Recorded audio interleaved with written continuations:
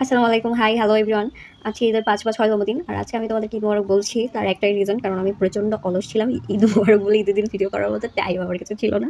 তো আজকে আমি সবাইকে বলছি ঈদ মোবারক এভরিওয়ান। তো আজকে আমি সকাল ৯টায় ঘুম থেকে না ১০টায় ঘুম থেকে উঠেছি। এরপরে নাস্তা-টাস্তা করলাম। আমার বড় মামি চলে গেল। ছুটি চলে গেল আমার কাজিন। তো এখন আমি আম্মুর সাথে কিছু কাজকর্ম করলাম, গোছগাছ করলাম। আমারও চলে যাওয়ার টাইম চলে এসেছে। ঢাকায় চলে যেতে হবে ৬ তারিখ আমার খোলা। বাট আমি এখনো যাইনি। কারণ মনে হলো আম্মুর সাথে আরও ২ দিন থাকি, আম্মুকে একটু হেল্প-টেল্প করি। অ্যাজ দূরে থাকি এখন মনে হয়েছে না মা অনেক কষ্ট করে, যেহেতু আমি একা, একা করি সব।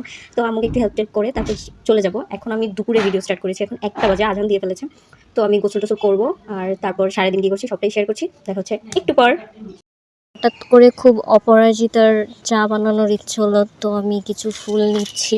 ফুল তেমন বেশি নেই, অল্প কিছুই আছে, সেগুলো নিয়ে নিচ্ছি। লাস্ট অনেক দিন আগে বানিয়েছিলাম, এগুলো নষ্ট হয়ে গেছে, তাও নিয়ে নেওয়া যায়। এই কয়টা দিয়েই দেখছি কেমন হয়। Let's try it. এগুলোকে এখন আমি পানি দিয়ে পরিষ্কার করে ধুয়ে নিচ্ছি। নয়তো ফুলের ভিতরে যদি পিঁপড়ে থাকে সেগুলো বেরিয়ে যাবে। আর অন্য কতটা কালার হবে, বাট দেখা যাক কী হয়। দেখা যাক কালার আদৌ বেরোয় কিনা। আমি ঠিক জানি না কালার বেরোবে কিনা, নাকি ওয়েস্ট হবে। দেখা যাক। পানিগুলো ফুটছে, কালার হবে কিনা এখনো বুঝতে পারছি না। হলে তো ভালোই। হয়ে গেছে আমার অপরাজিতার চা বানানো। কালারটা এত সুন্দর, আমার এই কালারের জন্যই বানাতে ভালো লাগে। আর ফুলগুলোর একদম ভেইনস দেখা যায়, ফুলগুলো দেখতেও সুন্দর লাগছে। আরও ফুল হলে আরও বেশি কালার হতো না? হ্যাঁ। এখন বিকেল 3:30 বাজে, আর আমার কোনো কাজ নেই। অপরাজিতা ফুলের চাটা বানিয়েই নিলাম লাস্ট অব্দি। বানিয়ে এখন বসে আছি, একটু রেস্ট করছি। বাইরে দেখছি চারপাশটা সবুজ দিকে তাকালে নাকি চোখ ভালো থাকে। তো আমি অনেক গাছপালা দেখছি, কারণ ঢাকায় গেলে তো খুব কম দেখা হবে। যদি আমার ক্যাম্পাসে অনেক গাছ আছে, তাও দেখে নিচ্ছি। তো কিছুদিন ধরেই ফ্রেন্ডরা প্ল্যান করছিল যে ওরা দেখা করবে, বাট লাস্টে আর হয়নি। একজন এক কাজে বিজি, যে কারণে দেখাটা আমরা করিনি।